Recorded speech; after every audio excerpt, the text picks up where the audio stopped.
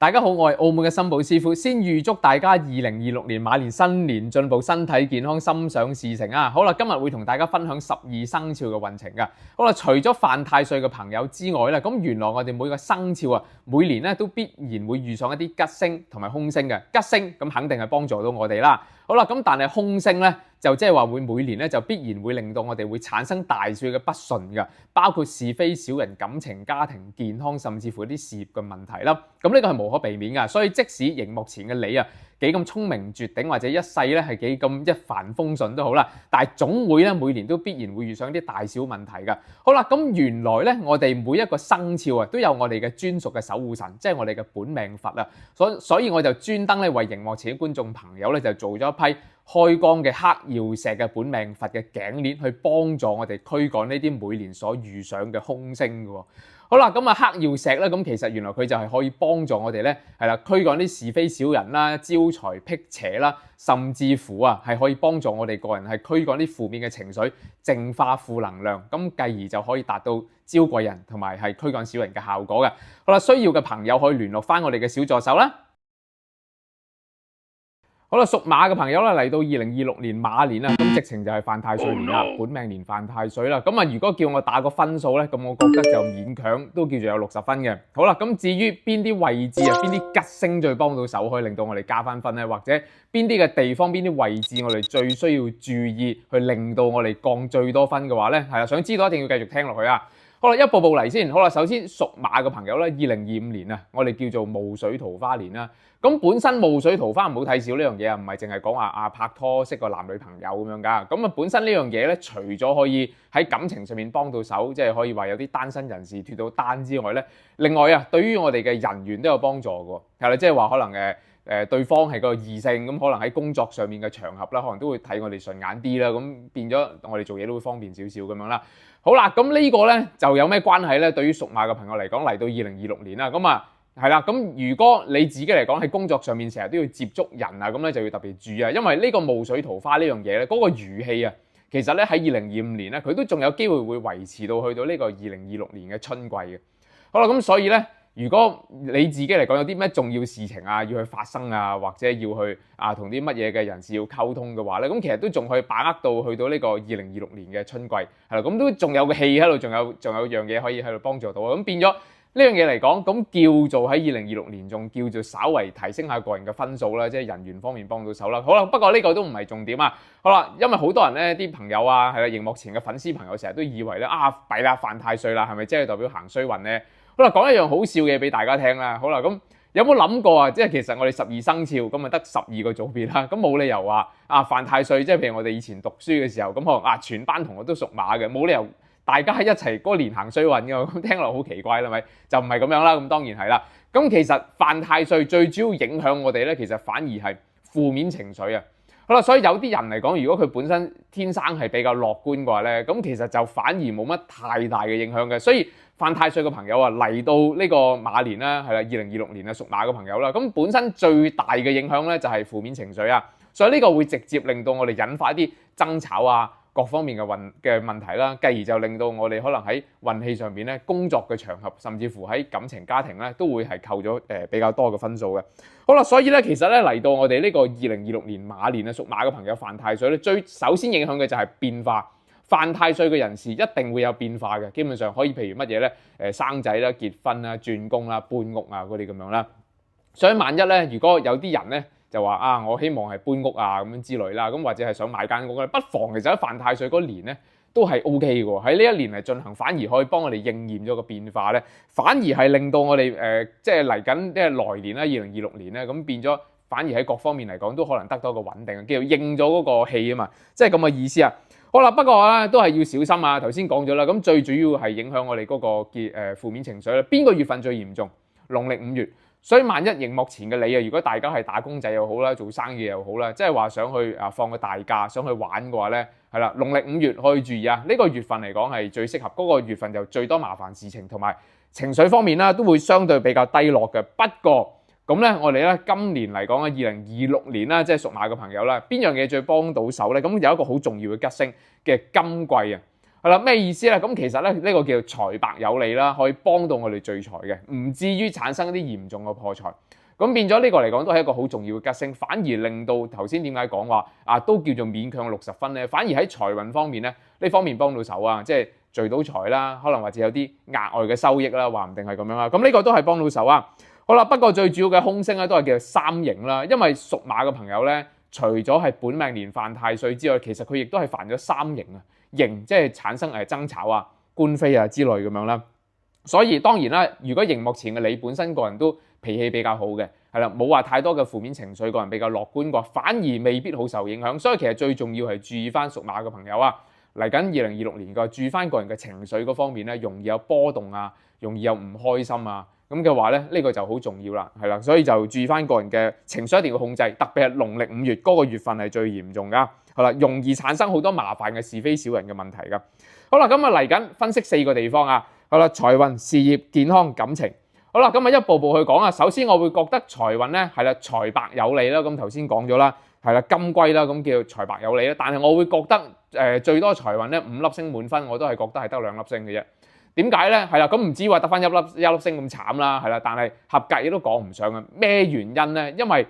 財運嚟講咧，因為屬馬嘅朋友嚟緊叫學習投資年啊，咁變咗咧，即使係揾到幾多錢都好咧，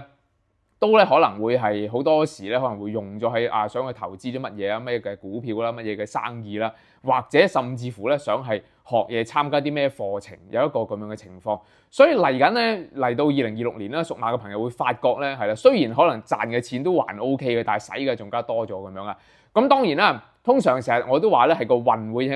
影響我哋個人嘅性格啊嘛。所以萬一熒幕前嘅你咧，你屬馬嘅話咧，好大機會咧嚟到2026年嘅時候會發覺成日都想學啲嘢啊，想參加啲咩課程啊，係啦，咁先安樂，會容易有一個咁樣嘅傾向嘅。你可以當係一個宇宙能量嘅影響，令到我哋容易產生即係呢一種咁嘅想法啦。係啦，投資方面亦都會容易有呢個咁樣嘅心思思想投資啲乜嘢咁嘛。咁當然啦，學嘢費用係固定噶嘛，即係1萬2萬或者個課程嘅費用咁係固定咗，咁梗係好啦。但係投資嘅話，好多時係無底洞噶嘛。好啦，咁啊，所以都係要注意翻啊。所以熒幕前嘅朋友做生意又好啦，打工就好啦，都要注意翻啊。係啦，量入為出啊，即係話注意翻就話嗰樣嘢係咪有冇呢個需要咧？或者投資嘅時候都要留翻一手啊，等自己唔好話臨尾嗰一刻發現原來都仲有好多數未清喎，咁搞到自己嚟講咧忽然間周轉不靈喎，麻煩啦。所以我會覺得得2粒星嘅啫，係啦，最主要用錢會比較多嘅，係啦，嚟緊呢個2026年啊。呢個又變咗我哋覺得好似雖然賺嘅錢係還 OK， 但好似冇乜幾多，真係話整到喺身剩到落袋有一個咁樣嘅情況啦。好，事業方面啦，咁反而就還 OK 嘅，都叫有3粒星，係啦，都叫做勉強叫做加到分啊。呢個係啦，最影響嘅嗰2粒星唔見咗去咗邊咧？個人負面情緒咯，咁咪就可能會得罪咗啲同事啊，嗰啲咁咪影響咗大家有爭執，咁肯定喺工作上面肯定會產生不順啦。好啦，不過由於咧，嚟緊2026年嘅朋友係叫學習投資年啦，所以亦都唔難睇到咧，反而可能會唔會係參加啲咩課程嘅期間咧，識咗啲新嘅朋友啊，咁可能會產生咗啲新嘅機會啊，甚至乎啦，可能或者我哋學嘢對我哋嘅工作嗰啲咧會有啲正面嘅幫助，即係可能有啲朋友熒幕前嘅你咧，可能係做啲工程界嘅人士啦，或者有啲朋友可能係需要透過考試獲得晉升機會啊，咁呢啲朋友反而幫到手啊，所以都叫做我覺得都叫有3粒星。其實都還 OK 嘅，係啦，不過不失咁樣啦，係啦，當然扣分嘅地方都係有啊。好啦，健康方面啦，咁注意翻啊，咁好彩，咁唔算話一個好重要嘅損傷年，係啦，咁因為嚟到亦都睇到呢個馬年嘅朋友啦，唔係一個好重要嘅損傷年。不過咧都有2件事要注意啊，係農曆5月同埋農曆嘅11月啊。如果萬一熒幕前嘅你係澳門嘅朋友，可能好多人會揸電單車啦，澳門嘅朋友啦，咁注意翻嗰2個月容易產生啲仆親啊、損傷嗰啲咁樣啦。係啦，有時嚟講唔好咁急啦，即係唔好諗住衝有個斑馬線個紅綠燈，我諗住快啲衝過去啦，唔好諗啲咁嘅嘢啦，係啦。所以特別係農曆5月同埋農曆11月嗰2個月份要注意。咁有啲咩可以防備到咧？好啦，2招啦，一係就捐血咯，可以喺農曆5月同埋11月啦。咁我成日都講話呢個方法最有效嘅，一嚟可以真係真正去做功德啦，係啦。第二亦都係可以幫到人啦，係咪？係啦，同埋都注意翻嗰2個月可以去下旅行咁樣啦，可以即係叫做係離開下嗰個地方咁去下旅行。咁呢個方法都係 OK 㗎。好啦，感情方面啦，咁容易出現變化或者係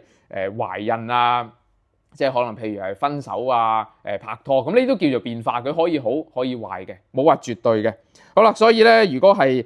犯太歲嘅朋友啦，咁啊屬馬嘅朋友啦，咁啊都係盡量咧注意個人嘅一啲負面情緒啊，咁啊希望咧就唔好話產生一啲負面嘅影響啦。好啦，感情方面我覺得得2粒星啦，係啦，因為佢唔係一個桃花年。係啦，咁反而仲加容易係造成一啲爭吵嘅，基於一啲個人嘅負面情緒，所以呢方面都係要注意啊。好啦，所以綜合而言，咁我覺得即係叫拉上補下嘅要60分啦。好啦，不過熒幕前嘅你啊，係啦，如果話啊有冇啲咩方法去化解翻一啲以上嘅空星啊，咁係有嘅。好啦，咁啊由於咧呢個屬馬嘅朋友啦，咁其實佢個守護神啦，佢嗰個叫本命佛啊，叫做大勢至菩薩啊。好啦，咁佢幫到手嘅係可以係啦，呢個我俾熒幕前嘅朋友咧可以睇一睇啦，係 show 俾大家睇啦。咁其實呢個就係我親自開光嘅，係一個叫做黑曜石嘅，係大勢至菩薩，係啦，呢個係啦。咁佢有咩幫助咧？咁大勢至菩薩其實咧亦都可以穩定我哋嘅心性啦，係啦，幫我哋係消災解厄啦，咁樣嘅意思啦，係啦，特別係可以幫助我哋係提防一啲血光之災咁樣嘅，係啦，頭先講咗啦，話農曆5月同埋11月嗰2個月容易可能有少許嘅損傷，係啦，咁同埋今年嚟講負面情緒亦都比較多，咁希望可以化解呢啲問題嘅話，係啦，不妨聯絡我哋嘅小助手啦。屬羊嘅朋友嚟到2026年馬年，恭喜晒你先啦，因為2026年馬年咧屬羊朋友就係合太歲年啦，運程分數90分，係啦，今次掂啦。好啦，咁啊，然後咁邊個位置令到屬羊嘅朋友加最多分？邊個位置稍微扣啲分咧？仲有，亦都會分析翻俾屬羊朋友聽啦。係啦，點樣揾你嘅貴人出嚟咧？好啦，想知道嘅話，一定要繼續聽落去啊！好啦，首先合太歲啦，咁即係太歲相合啦。咁其實最幫到手嘅咧，就係貴人同埋人緣呢一方面啦。仲有啊，一個好主要嘅吉星啦，嚟緊係啦，2026年啦。咁原來太陽咧，呢個就係一個好主要嘅吉星啊。係啦，呢個叫男貴人啊，係男性嘅貴人。所以萬一如果你嗰個老闆、下屬或者甚至乎你個客戶咧本身係男人嘅話咧，係啦，咁啊特別幫到手啦。仲要咁，如果萬一你接觸嘅客戶或者你個上司、老闆係啦有得揀，或者想同邊個特別係投契啲傾下偈嘅話，揾屬馬嗰個出嚟啊！因為原來咧屬馬再加上係男性咧，嚟緊2026年咧對你嘅幫助咧就特別大啦。好啦，因為你係歲合啊嘛，係啦，有呢個吉星歲合啊，所以特別容易有貴人嘅幫助啊。好啦，所以亦都再加埋咧，加上個板岸星添啊，呢個係代表乜嘢咧？原來就利我哋嘅地位提升嘅，所以好多方面嘅幫助嚟緊2026年啊，呢個屬羊嘅朋友啊，係有板岸星啦，又有太歲相合啦，咁啊本身有人緣貴人嗰方面已經好咯。好啦，再加上容易有地位提升，即係乜嘢咧？啊，本身可能公司都安排咗係嚟緊會有個升職機會啦，咁你咪直情就係升咗職咯。係咯，或者如果啊我唔係升職嘅，我係自僱人士，或者我係普通嘅做生意嘅人士啦，咁其實咧對於可能你接觸客戶啊嚟講咧，人哋對你嘅眼光都會唔同啲啊，因為你地位提升咗嘛，咁即係話人哋會覺得對你嘅認可性啊、認受性咧都會有一個比較大嘅提高。好啦，所以咧，無論係打工仔、做生意嘅朋友、自僱人士，通通都有幫助啊。不過空星都係有嘅，好啦，因為最主要嘅空星就叫做天空咧，即係咩意思咧？容易計劃成空啊，所以好多時咧，可能嚟緊屬羊嘅朋友有好多嘅唔同嘅計劃啊，啲小計劃咁樣。不過好多時就係諗多過做，或者一個唔好彩咧嚇，計劃咗好多嘢，點知最後出現咗啲小嘅變化，最後都係計劃成空嘅。所以有啲咩好嘅忠告咧，就係咧，係啦，可能有時咧就唔需要諗咁多啦，見步行步係啦，或者見到乜嘢就嗱嗱聲去處理咗佢係啦，用最強嘅執行力去盡快去處理呢啲咁樣嘅問題。咁呢個就係最好嘅方法啦。所以計劃太多反而未必係好事啊。嚟緊屬羊嘅朋友嚟到2026年嘅話，好啦，咁啊不過仲有另一組嘅空星叫做晦氣啊。不過佢唔算一個好大嘅空星啊，極其量就係話令到我哋有時可能心情會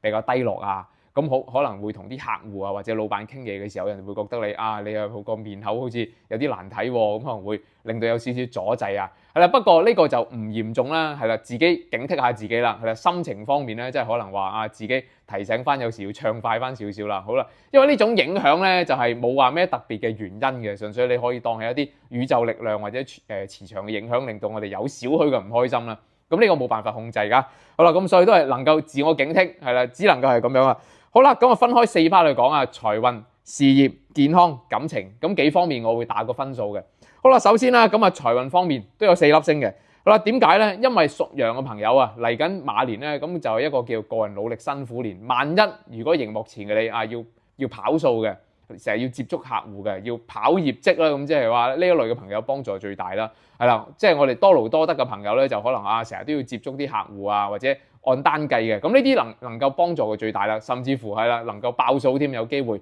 不過如果普通嘅打工仔，即係就話普通嘅行政人員就未必幫助好大啦。係啦，因為可能做嘢嚟講會比較多咗啦。係啦，但係就亦都冇咩太大嘅咩破財啊呢方面嘅問題嘅，所以反而我會覺得4粒星啦，俾唔到5粒星啦。係啦，始終有某類別嘅職業嘅朋友可能未必係幫到手啦。係啦，即係總之係跑數嘅朋友或者係以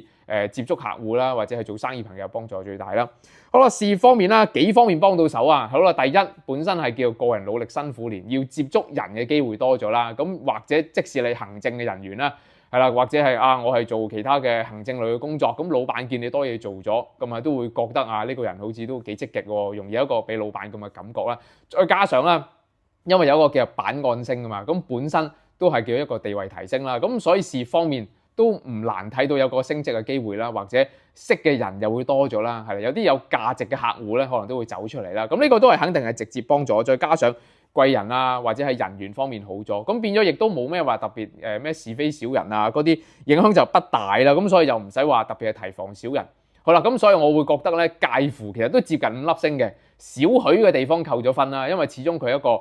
多勞多得嘅辛苦年啦。咁有啲人士可能未必有好大嘅直接嘅幫助啦。我會覺得4粒至5粒星之間啦，咁我當佢4粒半啦，好唔好？好啦，咁都未到5粒星嘅，都有4粒半啦，咁叫做其實都非常之唔錯㗎啦已經。好啦，健康方面反而要少許嘅注意，但係唔嚴重，因為本身合太歲年咧，佢唔係一個話咩雙沖年啊，冇咩話炒車啊，或者咩嚴重嘅刀傷車禍，咁佢冇呢一方面問題。反而咧要注意翻因為2026年係一個非常之重火嘅流年啦，呢個叫做丙午年啦，係啦，咁變咗佢個火氣係非常之大嘅，所以屬羊嘅朋友，如果萬一本身已經有啲皮膚毛病嘅話咧，就要注意可能啲濕疹啊、蕁麻疹嗰啲會發作得比較犀利嘅。係啦，都要注意翻可能啲煎炸嘢啊嗰啲咁盡量少接觸啦，容易有啲皮膚敏感啊之類咁嘅毛病啦。好啦，全年都要注意咁老實講所以其實就冇咩好提防真係自己飲食或者係睡眠方面自己要留意翻好啦，咁我打個分數叫3粒星啦，因為有啲人嚟講其實就佢未必有一個皮膚毛病嗰啲就直情冇影響，會覺得全年都叫做幾好咁樣咯，個感覺係叫做。好啦，感情方面啦，咁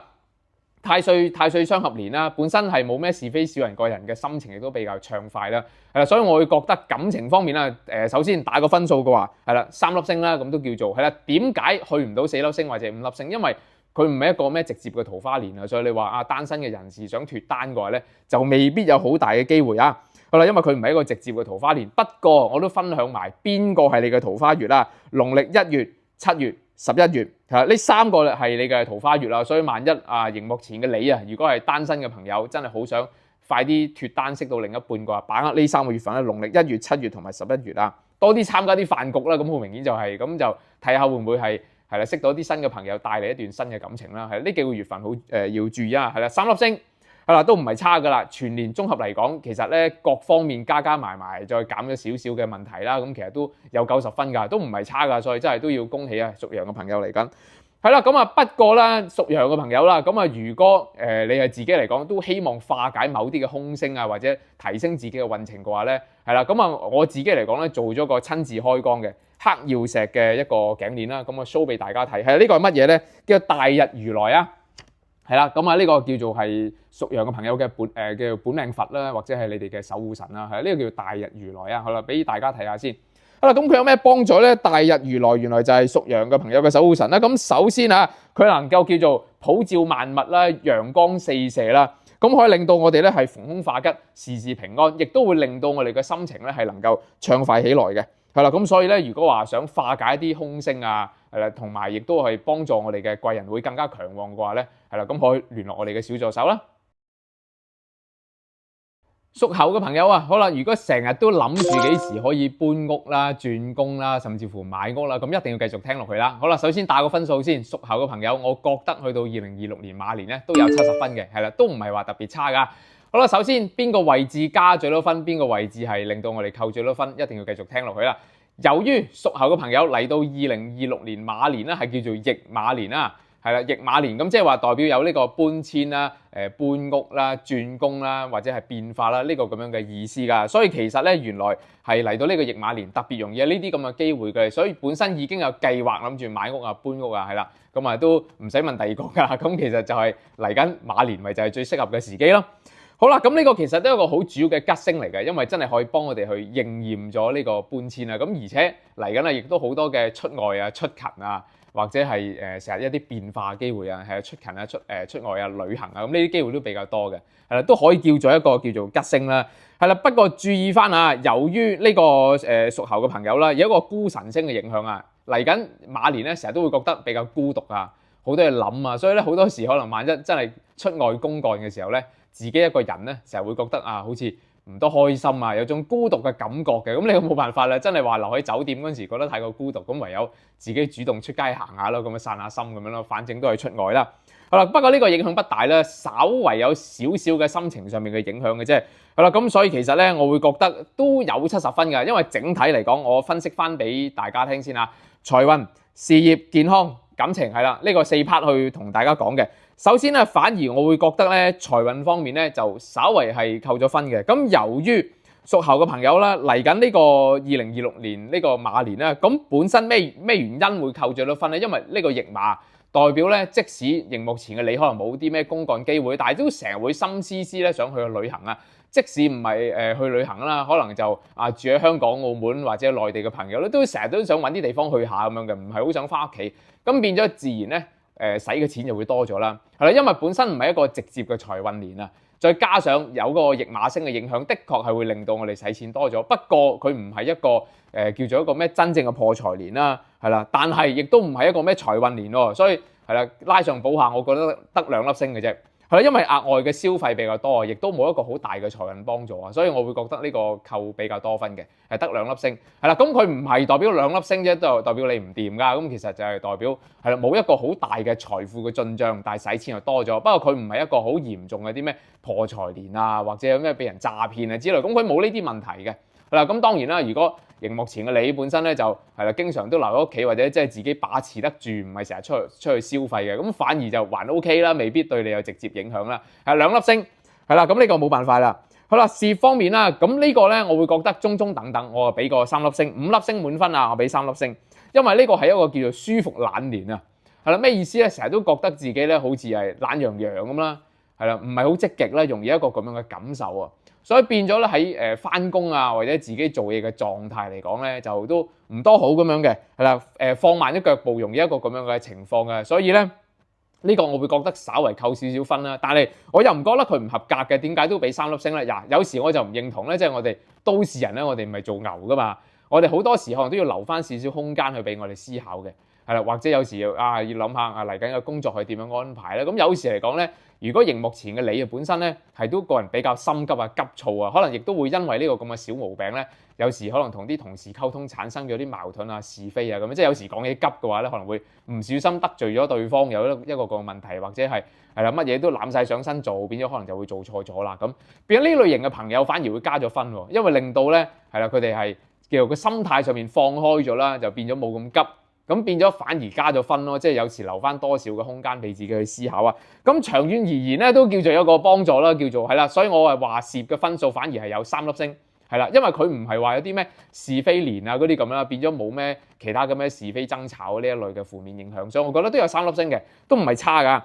好啦，健康方面，咁我覺得健康方面就幾好噶啦。咁其實5粒星滿分都有4粒星啦，係啦，都唔係差噶啦。咁邊個位置扣分咧？嗱，同埋邊個位置加分咧？首先係啦，呢個屬猴嘅朋友嚟到呢個2026年嘅馬年咧，佢個健康運方面咧冇咩相沖啊、相刑啊、咩損傷星啊，就冇呢方面嘅影響嘅。咁極其量就話頭先一開始講話有個孤神啦，呢方面影響就有時有啲孤獨啊、唔開心啊、情緒方面可能會受到多少嘅影響啦。有時喺呢方面嚟講，情緒可能真係比較多嘅朋友咧，就可能會免疫力降低，咁繼而就造成啲感冒啊、大小毛病啊，即係不外乎就呢啲咁樣啦，有啲不安嘅感覺啦，或者係呢個孤神星嘅影響啊。所以我又覺得個分數嚟講，4粒星啦。有時嚟講精神多飽滿啦，就係呢個可能會瞓得唔好咁樣，最多係咁樣啦，但係冇咩損傷嘅啫，都有4粒星啦，還 OK 咁，我覺得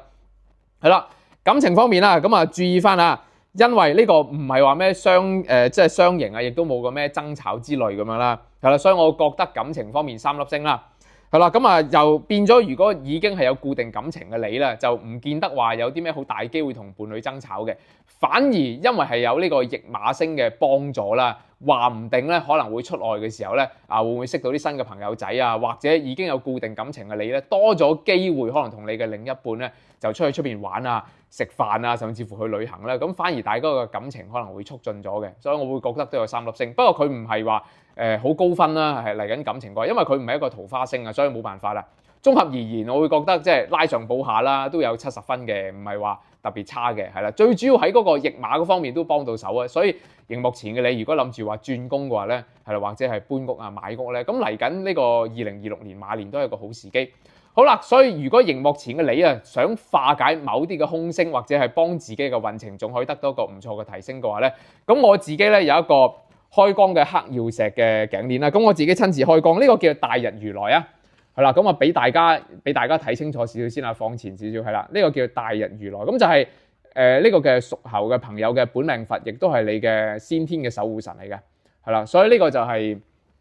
你自己嘅守護神啦。呢個大日如來咁有咩幫助咧？咁其實就可以係啦，大日如來可以代表照耀萬物啦，令到我哋嘅正能量可以得以一個比較唔錯嘅提升啦，亦都可以令到我哋嘅事業啊嗰方面咧可以比較多嘅貴人幫助嘅，係啦，健康方面都仍然係可以有一個好嘅正面嘅幫助啦，因為咧呢個本身佢黑曜石咧就本身可以幫我哋辟邪啊、消災解難咁樣噶嘛。好啦，咁啊需要嘅朋友可以聯絡翻我哋嘅小助手啦。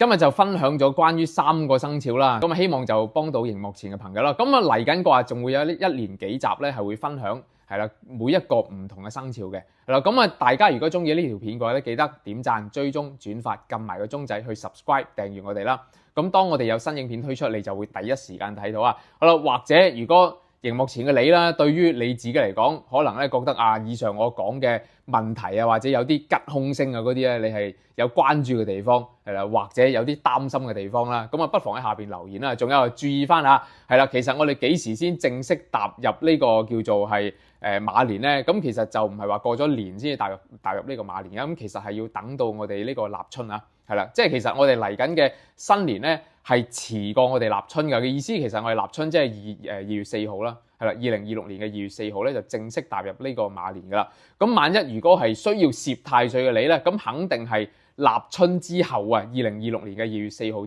之後去攝太歲噶。萬一之前犯太歲嘅，係啦，2025年係犯咗太歲，但係想去還太歲嘅話咧，記得一定要係立春前啊，即係2026年嘅2月4號之前啊，咁立春前去還太歲，立春之後啊，2月4號之後就去攝太歲，重新攝個太歲啊。好啦，咁記得要注意下呢個時間，千祈唔好搞錯。咁多謝大家睇到呢度先啊，多謝晒，拜拜。